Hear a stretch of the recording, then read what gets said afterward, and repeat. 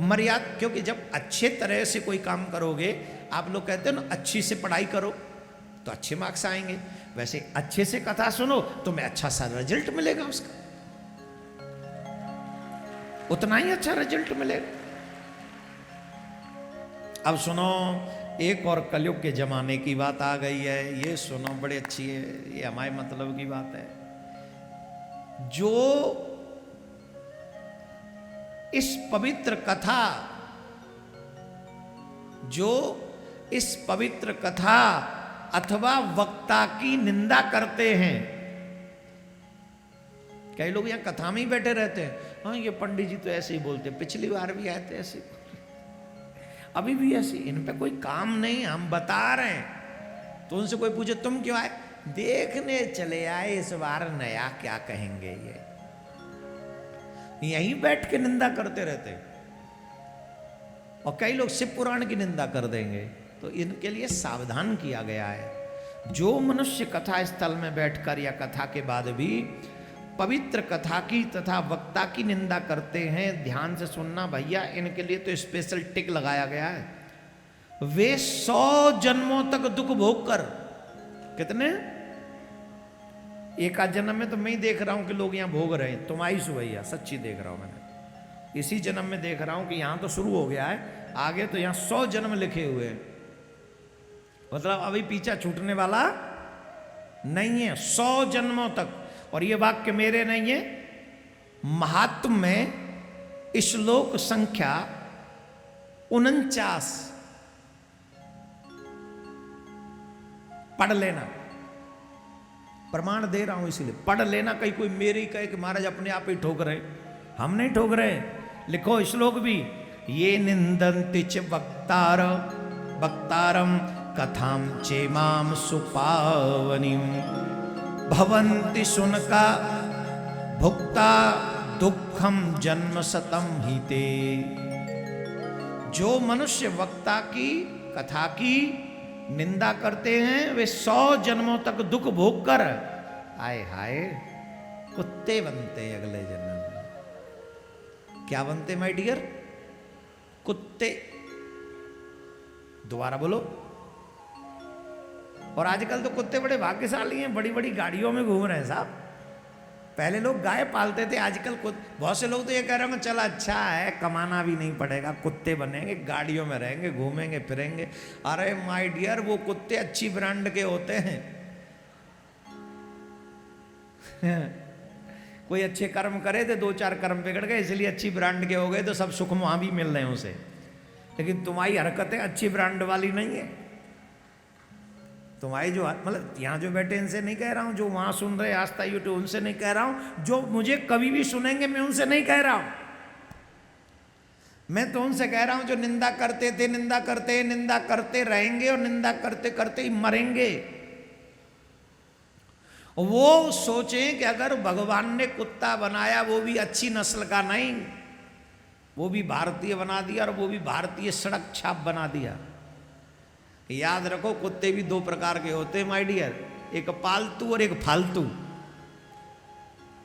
पालतू कुत्ते सुख पाते और फालतू कुत्ते डंडे खाते, यहां भी और वहां भी। अब देख लो तुम्हें क्या बनना है। हम नहीं कह रहे भैया, शिव पुराण में लिख रही है, जो कथा की निंदा करते, कथा वक्ता की निंदा करते, वो 100 जन्मों तक दुख पाते हैं और अंत में फिर कुत्ता बनकर उन्हें निजात मिलती है इस दुख से। इसलिए आप सबसे मेरा आग्रह है, कभी भी संत महात्माओं की निंदा मत करो, कभी पुराणों की निंदा मत करो, वेदों की निंदा मत करो। हमेशा जितना संभव हो सके अपने पुराणों से प्रेम करो, क्योंकि ये पुराण हमें बहुत सुंदर मार्ग दिखाते हैं, भक्ति के पथ पे ले जाते हैं, और यही पुराणों के माध्यम से हम भगवान तक पहुंच जाते हैं। बोलो राधे राधे। ऐसे नहीं, जोर से बोलना पड़ेगा, और जोर से। समझ में आ गई बात कि नहीं आ गई? समझ में आ गई? तो इसलिए हमें कथा बड़ी मर्यादित होकर हमको कथा सुनना चाहिए। प्रयागराज में सोनकादिक ऋषि विराजमान थे, सूत जी महाराज पधारे, उनसे किए हुए प्रश्न, और उन्होंने कहा कि देखो ऋषियों, मैं तुम्हें जो कथा सुना रहा हूँ वो वेद व्यास जी के द्वारा कही हुई कथा मैं तुम्हें बता रहा हूँ। मेरे गुरुदेव जो वेद व्यास जी हैं उन्होंने ये कथा सनत कुमार जी से सुनी थी, और सनत कुमार जी को ये कथा नंदकेश्वर महादेव ने कही थी। नंदकेश्वर ने मतलब भगवान शिव के वाहन नंदी ने ही उनको ये कथा सुनाई थी। पहला पार्थिव शिवलिंग का निर्माण कैसे हुआ जरा सुनिए, सावधानी से सुनिए। प्रसंग तो बड़े हैं लेकिन समय का अभाव है, क्योंकि 9 दिन में तो कथा करनी है हमें। शिव पुराण 9 दिन में पूरा होने वाला नहीं है, इतना बड़ा विशाल है। 24,000 श्लोक है इसमें, 7 संहिताएं हैं इसमें। अच्छा एक बात बताओ, भागवत जी से अलग प्रसंग मिल रहे हैं कि नहीं? बोलो। तो नया नया ज्ञान अर्जित करना चाहिए कि नहीं? आप लोग जो पहले आ जाते हैं 12:30-1 बजे, अपने हाथों से कम 11, 21 पार्थिव शिवलिंग जरूर बनाओ, अवश्य बनाओ। ये मौका तुम्हें दोबारा नहीं मिलेगा, मुझे नहीं लगता दोबारा मिल जाएगा ये बहुत जल्दी। 26 साल कंप्लीट हो जाएंगे शिवरात्रि पे हमको कथा कहते कहते। कितने? वैसे अभी मैं उतना लगता नहीं हूं सीनियर कि इतना हो गया, पर 26 साल निकल गए लाइफ के कथा कहते हो। और कितना भाग्यशाली है शरीर कि भगवान ने 17.5 साल का लगा लिया अपने सेवा में, और आज 26 साल यहाँ कंप्लीट हो जाएंगे शिवरात्रि पे। लेकिन मुझे भी 25 साल भागवत करने के बाद शिव पुराण में हम लोग अब कथा कर रहे हैं और पार्थिव शिवलिंग का निर्माण कर रहे हैं। ये अपने आप में मुंबई वालों के लिए एक बहुत बड़ा गिफ्ट है प्रिया कांजू की तरफ से। और अगर आपने इसको मिस कर दिया ना, तो समझ लो कि आपने अपने भाग्य को कुल्हाड़ी से काट दिया है। मिस मत करना, एक शब्द भी मिस ना हो। अरे थोड़ा बहुत एडजस्ट कर लो, टाइम का क्या है, थोड़ा जल्दी निकल आया करो। ऑफिस से कह के निकलाया करो, महाराज 7 दिन जल्दी चले जाने दो। हाफ टाइम कर लो, हाफ डे होता है ना, वो हाफ डे कर लो। 2 बजे तक कथा वो अपना काम करो और 2 बजे के बाद निकल आओ, और 2 बजे के बाद से यहाँ बैठो, अभिषेक का दर्शन करो, पार्थिव शिवलिंग बना लो जो बना सकें, जब तक अगर रह जाएं तो। जो पहले आते वो 21 और 11 नहीं बनाते, वो पूरे ही बना डालते, बोले सब हम ही बनाएंगे। और रुद्र महायज्ञ में जितने भी आहुतियां आप अपने परिवार के सुख शांति के लिए दे सकते हो दें, और अभिषेक करें अपने जीवन में यहीं बैठकर। ऐसा दिव्य आयोजन पर्सनली अपने जीवन में कराने का बहुत मुश्किल से साथ मिलता है, इसलिए इसको समझे और इसका प्रयोग करें। बोलो राधे राधे। तो बहुत सुंदर सुंदर कथा सुनाते हुए नंदकेश्वर ने एक कथा सुनाई। व्यास जी महाराज ने पूछा कि सबसे पहले ये देखो, यहां लिंग की भाषा समझो, जितने भी लोग हैं बड़ी सावधानी से समझना। एक टीवी चैनल पर मैं डिबेट में था ज्ञान वापी को लेकर। हालांकि हम जैसे लोगों के लिए टीवी डिबेट नहीं है, वहां ऊटपटांग दिमाग के लोग आते हैं। पर हमारे दिमाग में अब यह चल रहा है कि अगर सनातन के लिए हम जैसे लोग नहीं बोलेंगे तो कौन बोलेगा। अब हम ये देख लें कि हमारा सम्मान क्या होगा, या हम ये देख लें कि लोग क्या कहेंगे, भाड़ में जाए, हमारे सम्मान वम्मान कुछ नहीं। ये सम्मान कितने दिन रहेगा? शरीर का सम्मान, शरीर खत्म हो जाएगा, सम्मान खत्म हो जाएगा। लेकिन सनातन के लिए लड़े तो हमारा सम्मान वो कभी नहीं घटने देगा। इसलिए मैं टीवी डिबेट में था, एक बहुत बड़ा, एक मतलब हमने राक्षस लोग नहीं देखे, वो उस प्रकार का राक्षस था, शकल से भी था, कसम से। अब कौन था हम किसी का नाम नहीं ले रहे। उस महामूर्ख इंसान ने मतलब शिवलिंग को पुरुषत्व के चिन्ह को बताया कि ये पुरुषत्व का चिन्ह है, तुम इसकी पूजा करते हो। क्योंकि हम लोग स्काइप के माध्यम से जुड़े हुए थे तो ज्यादा उसको, अच्छा वो सुन रहा था कि नहीं, हमने तो अपना सुनाया उसको। वो मूर्ख है, वो जानता ही नहीं। और ऐसे ही कई सनातनी है जो नहीं जानते कि लिंग का मतलब क्या है।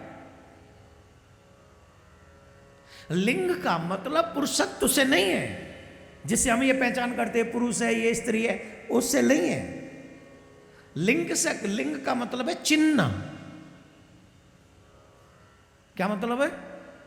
जैसे हम कहते हैं ना, ये अंगूठी ऐसी है तो इसका चिन्ह कैसा है, ऐसा चिन्ह है, ये अंगूठी ऐसी दिखती है, ये है चिन्ह है। वो श्री काश बाबा शिव का चिन्ह है, वो निर्गुण निराकार का चिन्ह है। शिवलिंग क्या है?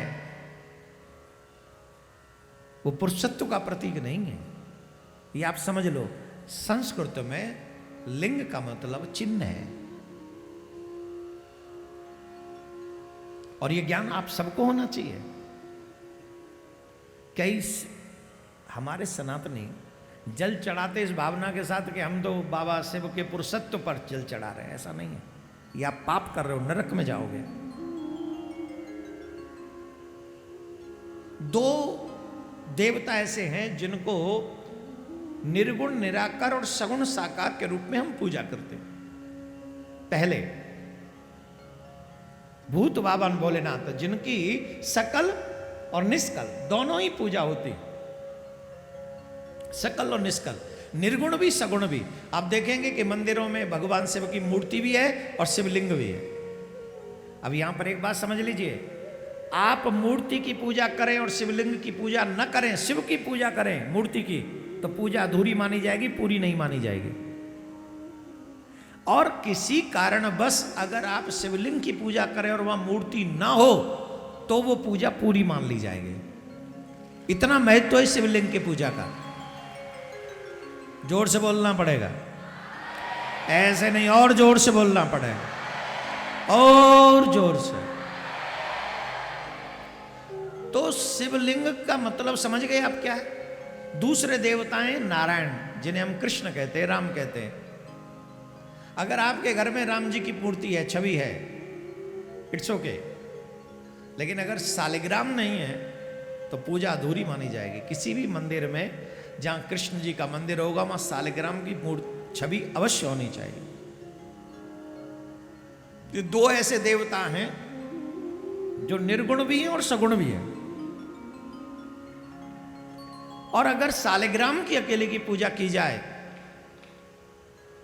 तो भी मूर्ति ना हो तो कोई बात नहीं, सालिग्राम की पूजा। और दोनों की पूजा बड़ी सस्ती है। एक पे जल चढ़ाओ, बेलपत्र चढ़ा दो, प्रसन्न हो गए।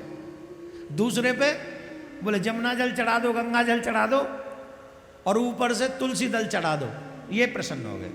कोई पैसा खर्च करा भी नहीं, कुछ नहीं।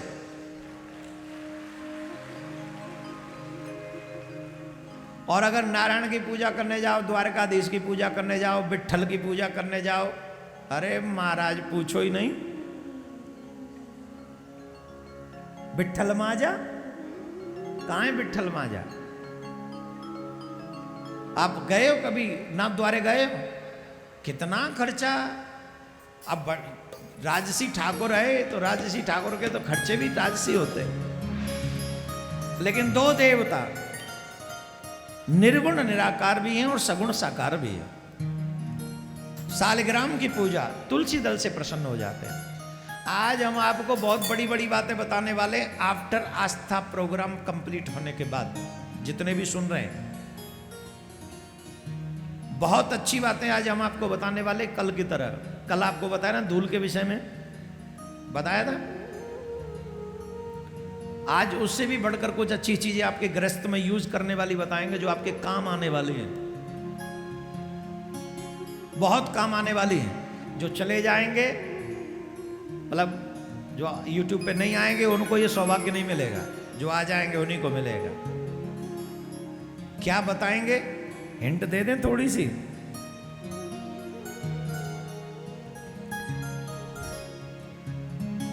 कौन कौन दांतों से अपना नाखून चबाते हैं या जिनके बच्चे चबाते हैं, बताएंगे उसका परिणाम। और कौन कौन अपने दोनों हाथों से सर खुजलाते हैं, बताएंगे उसका परिणाम। ऐसी कई चीजें हम आज आपको आफ्टर कथा समझाएंगे, सुनाएंगे। आपके मतलब की हो तो ले लेना, नहीं हो लेकिन सुनना जरूर। अपने बच्चों के लिए भी सुन लेना। अभी सुनो, कथाक्रम को आगे बढ़ाएं।